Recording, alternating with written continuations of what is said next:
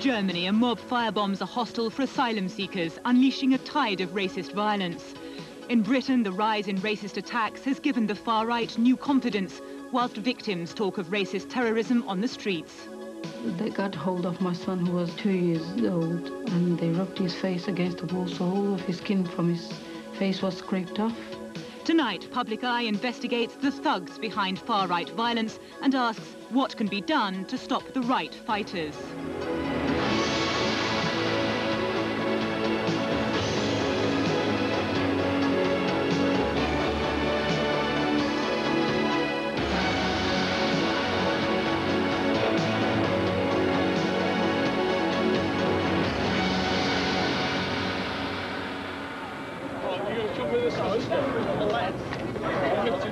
The face of Britain's far right on the march last autumn. Neo-Nazi skinheads gathering in the heart of London, hurling racist abuse, giving Sieg Heil salutes.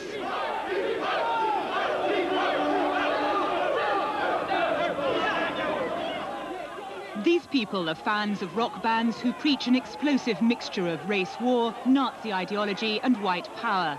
Part of a growing international movement, given new confidence by a rise in racist violence at home and abroad.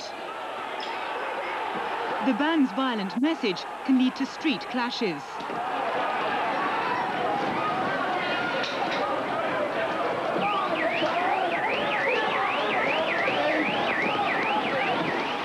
On this occasion, a near riot as skinheads fought left-wing demonstrators.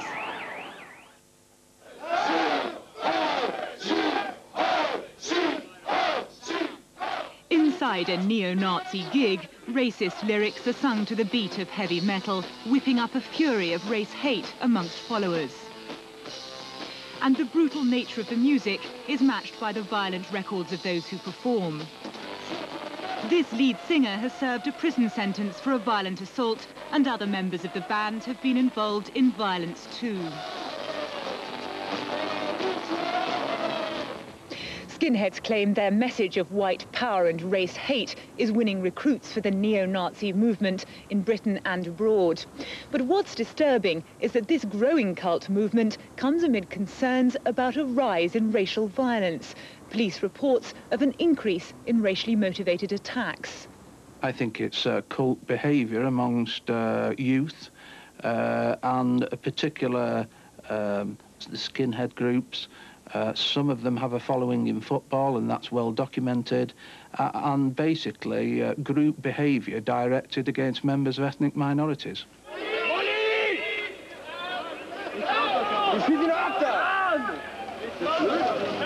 Rostock, August 1992. A mob firebombs a hostel for asylum seekers, unleashing a wave of racist violence in Germany.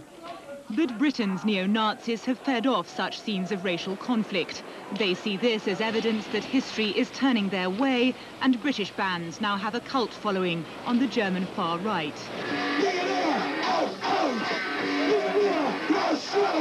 In Germany, Ian Stewart Donaldson, lead singer of the notorious British band Screwdriver, performs to a packed house. Stewart has a conviction for an attack on a black man in Britain, and his band has been involved in a vicious, politically motivated assault in Germany. Just over a year ago, Screwdriver supporters and band members arrived here in Cottbus in eastern Germany for a neo-Nazi rock concert. 3 days before they were due to appear on stage, they went on a drunken rampage. Their night of violence began at this youth club. Armed with knives and clubs, they smashed their way up the stairs to the youth club cinema. Here they sprayed CS gas and broke windows. Hours later, they assaulted a young German student. Dirk Fabin was leaving a cafe when Screwdriver band members attacked him. He believes he was singled out because the skinheads associate long hair with left-wing politics. Ich habe halt gesehen, als ich mich umgedreht habe, dass einer davon... When I turned round, I saw that one of them was carrying a club. I later found out it was a World War I practice hand grenade, a stick hand grenade with a metal knob on top. Knauf vorne dran. Ja, auf den haben die mich dann eingeschlagen. They beat me up with that, and 2 of the others attacked me with these other weapons. One stabbed me 6 times with a knife. He got my lung and broke my collarbone. Some of my bones were splintered, and I was badly bruised. Und halt so Prellungen und Knochensplitterungen. The attack happened late at night at a shopping centre. It underlined the links between the British and German far right. Das ist natürlich eine besondere Art der Gewalttätigkeit. The violence used here was exceptional, and it was the first time we had experienced foreign nationals getting involved in something like this. It was a real shock to see that this right-wing extremism has spread throughout Europe. We have to fight it vigorously. When the case came to a German court 3 weeks ago, Screwdriver band members stayed away, escaping justice. Only one band supporter turned up for the trial, and the Cottbus attack has now become part of skinhead folklore. Norbert Weidner is a senior organizer in one of Germany's largest and most militant neo-Nazi parties. He recruits for the Nazi cause amongst fans of British skinhead bands. Our party is a party which is based on nationalism and socialism, and many skinheads think that National Socialism is the right idea. And I know that groups like Screwdriver, of course, have the idea of National Socialism. But neo-Nazi ideals breed violence in Britain too. After one concert, skinheads brutally attacked the staff of an Indian restaurant with clubs. Yet the gatherings continue. We filmed this skinhead meeting at a pub in Staines last month. The fans were en route to a concert in the Midlands. They travelled to this pub in the Derbyshire town of Heanor. Here, along with members of the Screwdriver band, they waited to be told of the final venue for the event. The whole operation was secret and highly organised. After an afternoon's drinking, skinheads piled into vans to join other coaches on their way to the Nottinghamshire town of Mansfield. As they entered the town, they picked up a police escort, which accompanied them to a private club in the town centre. This was to be the meeting place for neo-Nazis from all over Europe, who'd come to hear Screwdriver and other bands performing a special show called White Christmas. Police had only heard about the concert the night before and made no move to stop the event. As the show got underway, they patrolled outside, and officers were moved onto the streets to contain the mob when the concert finished. At the end of a long night, police escorted skinheads out of Nottinghamshire. The show had gone ahead despite the potential for racial incitement and despite clear evidence of the band's intentions from their publicity material. The umbrella organisation for over 15 neo-Nazi bands is called Blood and Honor. The Blood and Honor fan magazine praises racists in Germany for taking the law into their own hands. It describes a prison sentence as serving time for duties to the race. It publicises bands whose lyrics urge followers to fight a race war. No Remorse, who performed at Mansfield, sing a song urging people to murder Asian shopkeepers. Sells his goods at double price, that's how he makes his bread. Filthy little Packy won't stop till he's dead. At the end of the day, it's whether those lyrics, whether what they say in terms of an address to the crowd present, whether that brings their conduct within a criminal arena. If it does not, then they're entitled to express their views in a like manner as other people. What we are particularly anxious to monitor is whether offences are being committed, and particularly after the concert is finished, what is the conduct of people leaving the premises, which might give us further problems on the streets. But presumably you would have had a plainclothes officer inside that concert who could have told you the moment they went beyond the bounds, and then there would be an excuse to send people in to prevent that concert proceeding, wouldn't there? Well, I think you'll find that this was a private concert in a way where the access to the premises was limited. Rochdale in Lancashire. 7% of the population here is Asian, And over the past year, these people have been targeted for an increasing number of racist attacks. Poor housing and rising unemployment has fed the race hate stirred up by an active far right. In the Asian community, there's a growing feeling of fear. Anti-racist campaigners claim the past year has seen the highest number of racially motivated murders since 1981. Government figures show a significant rise in racially motivated attacks over the past 3 years. Whilst the reasons for this may be varied and complex, there is now growing alarm at what some see as the far right exploiting such violence for their own ends. Alarm at racist propaganda spilling over into violence on the streets. Good evening, everybody, and welcome to the Rochdale branch of the British National Party. The far-right British National Party recruits on the streets, at football matches and amongst the followers of neo-Nazi skinhead bands.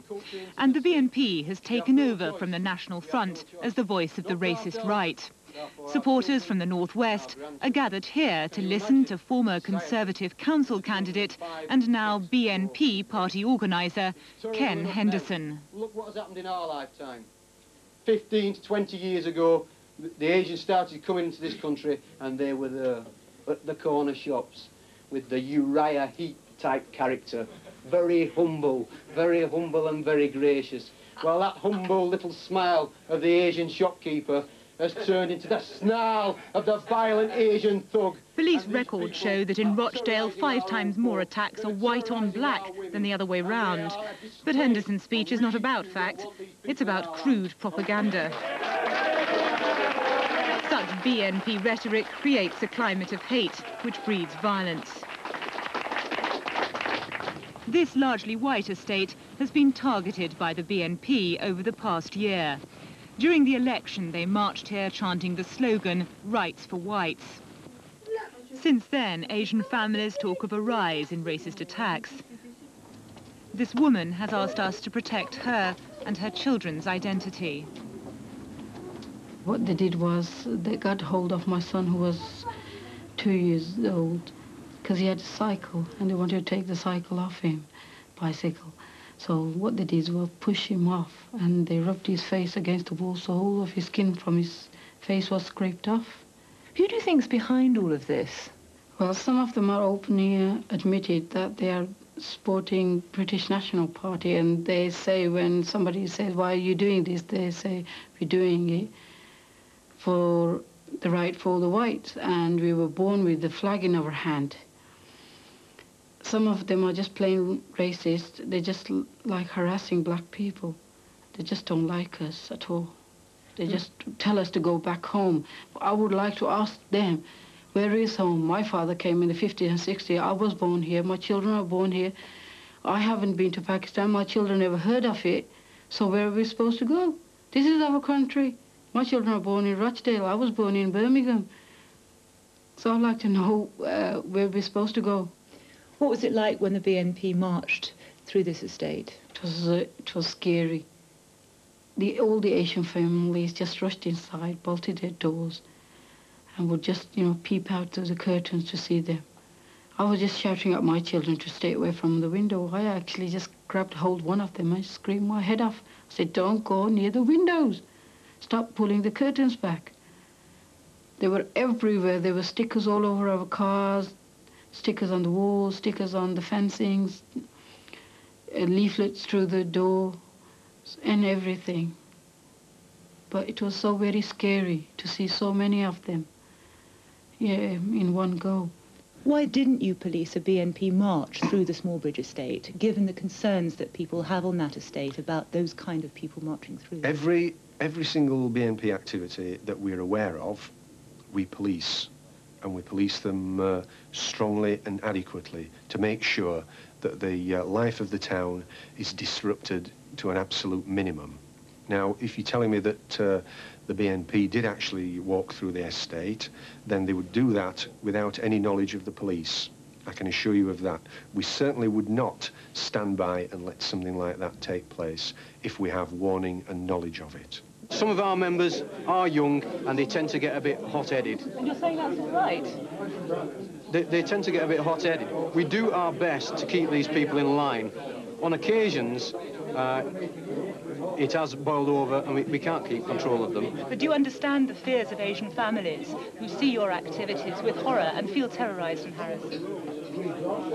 I don't see why they should feel that they have something to be terrified of.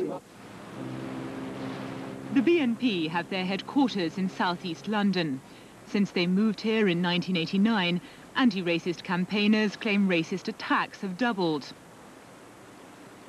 And here too, violence fuels far-right propaganda. 2.5 months ago, this march was held in memory of a young Asian boy.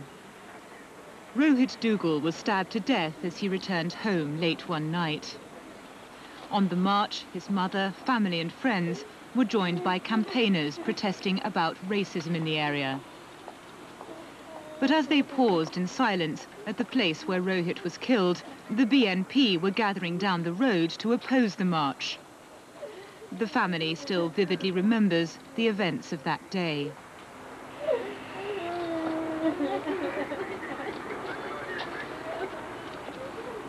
It was when we actually, after the minute silence, 2 minutes after that, effectively, when we approached Eltham High Street, we realised that there was about 150 right-wing element people there, extreme groups that were sitting there chanting, Nazi slogans, racist, inciting violence, effectively. Absolutely shocked. They were shouting out various slogans like "scum off our streets" and pointed to the fact that it was their streets, putting up the British flag. And we just looked at them, and it was incredulous. We just couldn't believe who they were. I mean, I wanted to go up and just touch one, just to see if they were actually real. The BNP and their supporters lined the streets and pursued the march. Scuffles broke out. Police have now charged 7 right-wingers with offences ranging from violent disorder to actual bodily harm. The question of incitement to racial hatred is also being considered. Another South London family coming to terms with the death of their son, and another murder exploited by the BNP. Richard and Audrey Adams' son Roland was killed in a brutal racist attack on an estate called Thamesmead. I thought I was strong enough for anything, and but I didn't think that I always thought that I would go before my children, if you like, so it isn't something that you psychologically prepare yourself for. Roland Adams' death increased racial tension on the Thamesmead estate. This youth club was attacked with a firebomb, and the Adams family was singled out for racist abuse. We were inundated with phone calls regarding telling us how pleased they were that our son died. I think the worst amount of time that they found was about 10 in about 5 minutes phone calls. It was just non-stop. Were there any signs of activity by the British National Party after your son's death? There was a lot of signs that the BNP were active, and they relished whipping up an already volatile situation, in that there was graffiti all over the place with my son's name, saying how much, well, basically saying that they're glad he is gone. And also there are things like whites nil, black one. Rights for whites! Rights for whites! And BNP activities continued. They staged a march through the Thamesmead estate. Swelling the ranks were followers of neo-Nazi skinhead bands. And police had to intervene to stop BNP supporters marching on the spot where Roland Adams was murdered. Reverend Ian Harper was working amongst the community of Thamesmead at the time. He was shocked by the BNP and their racist propaganda. They organised a march under the lie of Rights for Whites campaign. They leafleted the whole of the Moorings estate and other parts of Thamesmead, drawing on fears of many in the community. Also, the march was going to take place at the very spot where Roland was murdered, and indeed going past the youth club. Now, if that is not an incitement to racial hatred, then what is? They had a legal right to march, and they exercised that right, and we were able to allow them to exercise that right by protecting them. I think it was most unfortunate that they should have chosen to do that. Incredibly insensitive. I think people can draw their own conclusions from that. The BNP wanted to show us how they were attempting to build a political profile. They invited us to film this meeting in the East End of London. Some people have come. It wasn't long before the meeting erupted into shouting and heckling. It's all right for you, Dave. You live over in fucking it's no niggers. How about the rest of us? Well, less of swearing, please. We're in a nationalist meeting here. We don't swear. Thank you very much. The BNP claim an upsurge in support for their cause. They now have 43 branches around the country, and they stood 12 candidates in the last election. Put the British people first. We have learnt that the multiracial society does not work. We have learnt that. But though they assume the trappings of a political party, there's a thuggish undercurrent. This night, violence was never far from the surface. Simply the multiracial... During the meeting, we were pushed and shoved by a gang of skinheads. As we left, they pursued us onto the street and attacked the camera crew with a bottle.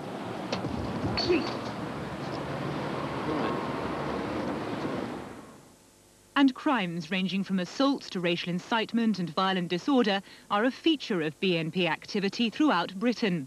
From the southeast to the Midlands, the north of England and Scotland, BNP supporters have been involved in criminal activities. At the top of the organisation, senior BNP activists have been convicted of criminal damage, inciting racial hatred and explosives offences. This activist was described as a dangerous man after a vicious attack on a Jewish teacher. Until he went to prison, he worked alongside BNP leader John Tyndall. Tyndall himself has convictions for possessing offensive weapons and inciting racial hatred. And there's evidence of how the organisation glories in its own supporters' racist violence. When a gang of skinheads brutally stabbed an Algerian man, the judge said the attack was racist mob violence. But in their paper, the BNP congratulated the attacker, saying he taught the man a real lesson by surgically removing one of his kidneys.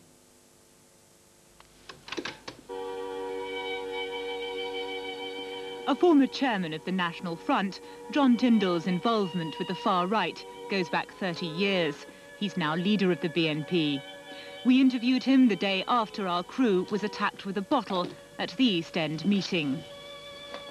You're only really interested in stirring up dirt against us, aren't you? That is the truth of the matter. Are you ashamed of talking about the criminal convictions? No, I am not ashamed of talking about situations where our members, having been violently attacked by their opponents, act in self-defense. I'm not in the least bit ashamed of talking about that, but it's only a tiny part of the story. What about the rest of the story? What about BNP policies? Don't you want to talk about those policies? But why then do you glorify acts of violence in your paper? Why then do you say, for example, of one incident where an Algerian man was knifed in the kidney, that a patriot taught the Arab a real lesson by surgically removing one of his kidneys? We don't glorify acts of violence. Then? We don't glorify acts of violence. But where people attack our people, we think it right to let it be known that our people will fight back.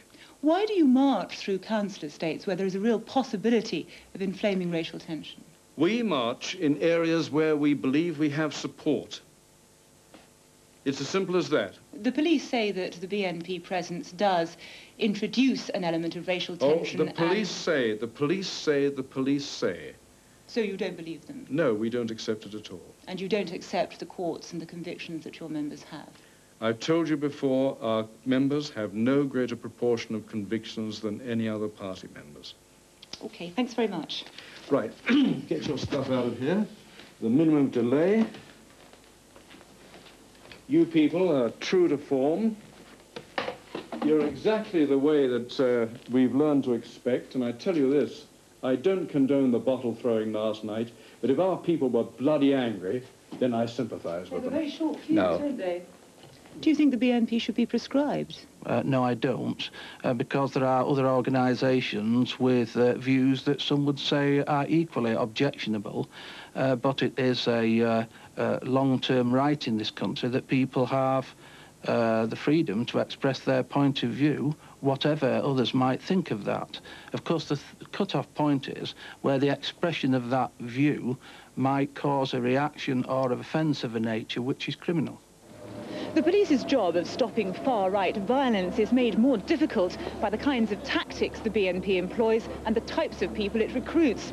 The organisation already has support amongst followers of neo-Nazi skinhead bands, but it's stepping up its efforts amongst certain elements at football matches, yet again exploiting the potential of racial hatred at home and abroad. Football has long been a fertile recruiting ground for the far right. Rochdale BNP organises paper sales at Burnley, pushing the BNP line out to young white fans.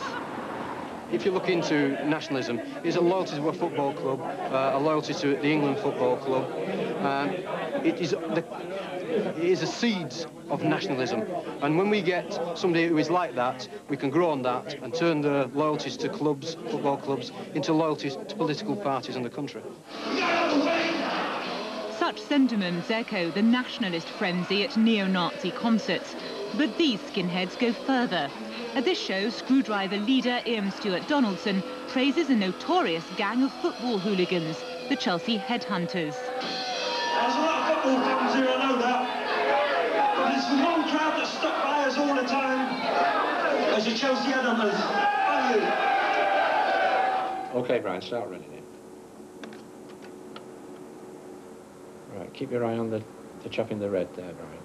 The Chelsea Headhunters are known to police at the Football Intelligence Unit for a series of violent crimes, and concerns here go beyond the hooligans' links with the skinhead cult. That's him. Stop it. Zoom in on him, and we'll have him on the computer. Police have evidence that in the past 2 months, the BNP has made inroads into the gang, recruiting hooligans for the far-right cause. And the links between the far-right and football hooliganism are part of a disturbing trend. Some of these links are made at football matches, without any doubt whatsoever, both within this country and abroad. And a lot of the individuals that we have contact with, we know that they have very good contacts throughout Europe and throughout the world with other right-wing extremist individuals. How much success have extreme right-wingers had in recruiting at Chelsea? Oh, they've had some success. We're aware that they have recruited quite a number of people into the British National Party from Chelsea. And there are disturbing echoes of racism abroad. At a recent football match, police found a calling card. It talks of ethnic cleansing and is intended for the victim of a racist attack. Well, that card would be normally left with somebody who had been attacked. What do you make of that? Well, I think that the ethnic cleansing, the phrase ethnic cleansing obviously comes from Yugoslavia.